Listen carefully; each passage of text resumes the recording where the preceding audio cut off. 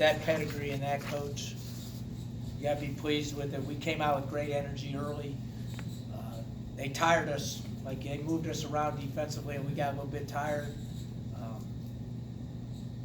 And they have some injuries which hurt them, but it's a good win for us. When you make that late run, can you speak to what it takes for a team to rally after they do bring the big lead back, tie you guys up? Well, I knew they were going to come back. I mean, we had some unfortunate things. I thought we tired a little. We didn't really, our emphasis wasn't as good defensively to start the second half. And they got good performance from Carter Collins, which we did a really good job, I thought, on Goodmanson. Maceo guarded Goodmanson, did probably the best job he's done all year defensively. And even Sin, I thought, did a good job on Kellen Grady. He had to earn every one of them. We just didn't do a great job on some of their peripheral guys, which hurt us. And the big kid hurt us inside. We got tired inside.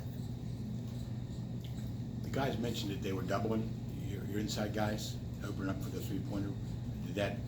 Was that sort of an incentive for your guards to shoot? I'm one of those coaches that if they play hard, I let them rip. I let guys rip. So everybody thinks I might be a little hard to play for, but I'm really pretty easy to play for. Play hard, play together, and let it rip, right?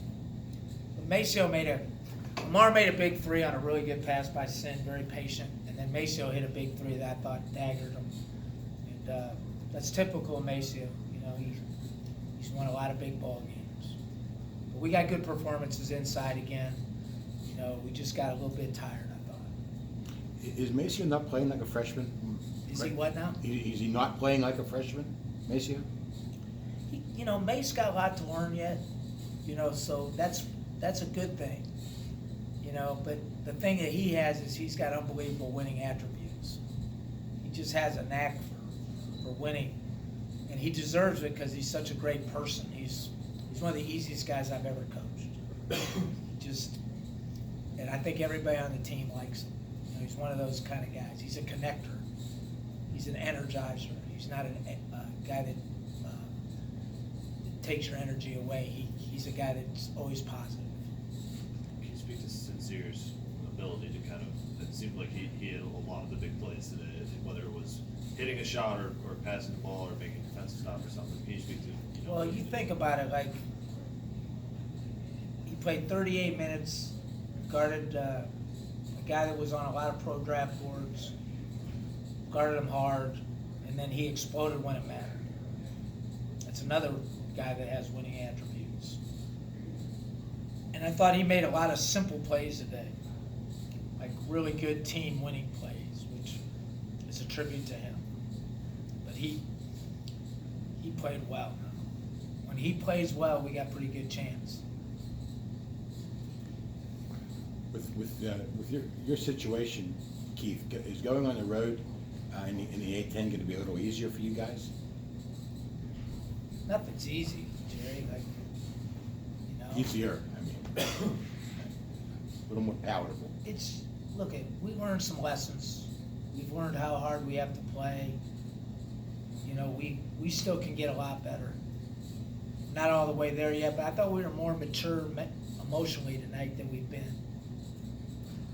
We're ready to win on the road. We got a good team. We have a good team. We just have to stay at it and not have any lulls and not let anything bother us.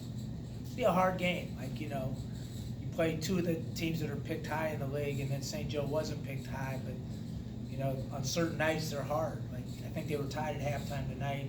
They beat UConn. They play this kind of free and easy, wild, free-flowing NBA style. So we're gonna have to be on it to win. Our team's funny. We can beat anybody. We can lose to anybody. So it's kind of a good thing, right?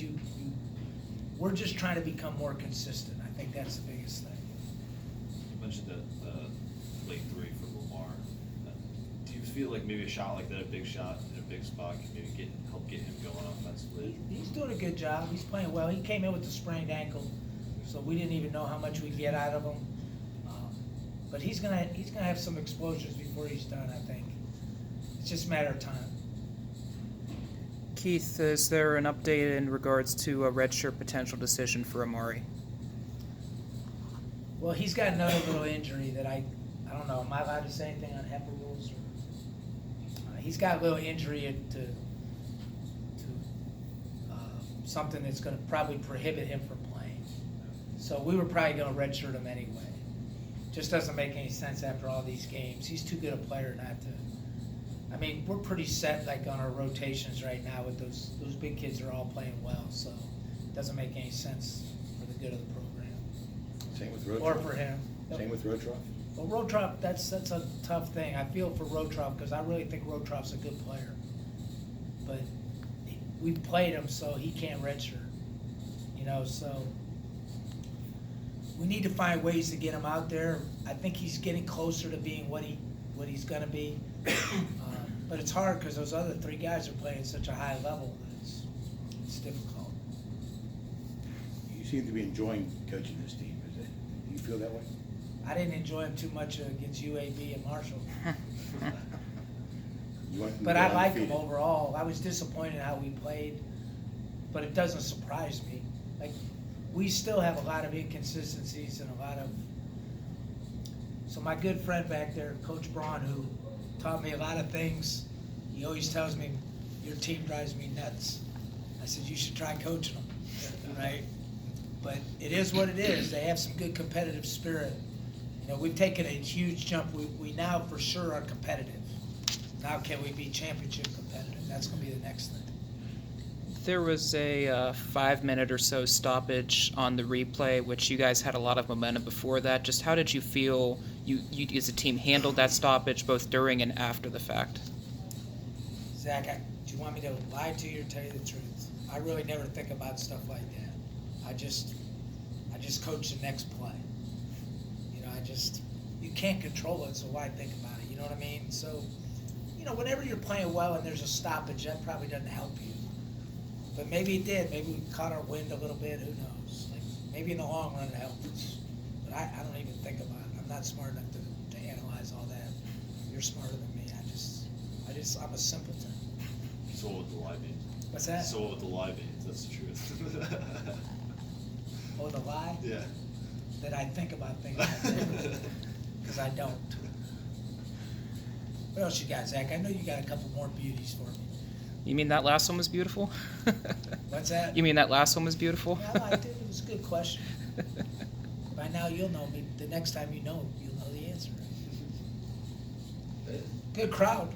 Good crowd, good arena. There Seems was a like traffic jam out there coming in. Jeez. Duquesne, maybe Duquesne's Seems like there's a becoming little over. better, I don't know if it's like noise retention or whatever in this arena that there was in La Roche. I mean, I know it's a little bit bigger, but So, do you ever think about like just guys play a lot of games, right? And there were a lot of times at Akron we won a lot of games because the fans helped us when we didn't have it. yeah. Right, so when you play at La Roche, no disrespect. Like you look around and do you feel like you're playing at VCU or Dayton or Cal or Ohio State or Michigan? Not really, right? So the good thing is we've had to self-energize, right? So we've been in environments now where we self-energize them. But I think eventually our fans are gonna, and even the fans, like they want a high level experience too. I think this is a pretty good place here. Yeah. It's a good place, good environment. The fans were good, you know, especially we don't have any students on campus. So pretty good. Sorry, Oh, the you're good. self-energizing. Can you point to any like individual guys on the team, or is it just a group effort of like keep energy high? And is that like a directive that you gave them, like, hey, we gotta energize ourselves, you know? I think, you know, when we got smacked around by UAB and Marshall, we figured it out. That we had to go back to hard work, understanding that you can't be emotionally disengaged and win anything. But also the conference games help, right? When you play a conference game and everybody knows St. Louis, Davidson, this is a darn good league, right? So our players know that they better show up or they're going to get their brains handed to them. Can you feel, I mean, I know there's a long way to go, but can you feel the program coming back? I felt like we made strides last year. I feel like I think we're more mature this year. not perfect. We still have like issues, but we're getting better. We have some really good traits, and if we ever shoot the ball at a little higher level from the perimeter, eventually I think we could be pretty good, because we're pretty good inside. Do you hear people around campus talking about the basketball team? Jerry, all I do is work. I'm never around campus. All I do is go to the gym, plan practice, watch tape, go recruit. So I feel bad that I can't be a normal human being, but I can't be a normal human being. This job doesn't allow you to be. I went to dinner last night though, which Nice. normally I don't do, but I had to because Gotta I was eat, with right? the greatest eater of mankind. Was it date My night? stomach hurt all day because of him. Was it date night? No, it wasn't date night. Oh, okay. My wife's not the greatest eater. Mom. She's gonna smack you. Who is? Coach Braun over Oh, there. I got you. There's no one in the world that eats more than him, and he'll eat off your plate too. Majerus did it. Majerus, yeah. Majerus. But you don't look like Majerus. No, he ate more than I did. That's the only one. Keith, as you manage more playing time and trying to get guys with playing time, what do you see out of Ashton with his playing time and his role, and how did you feel he did today with his Well, minutes? I'm not helping Ashton any, because I'm out there trying to win games, right? So he's not getting a lot of extended minutes, which certainly doesn't help a young player. But I thought defensively he did a good job. I thought he played very hard. He's got shot-making issues right now that eventually he'll make. So it's my job in practice to keep picking him up. But the facts of the matter is right now, like, those other guys are going to play more than him, right? And there's no use sugarcoating it. You have to be honest with people. But he's going to play at the end of the game defensively. He's got to be able to make free throws, and he's a good ball handler.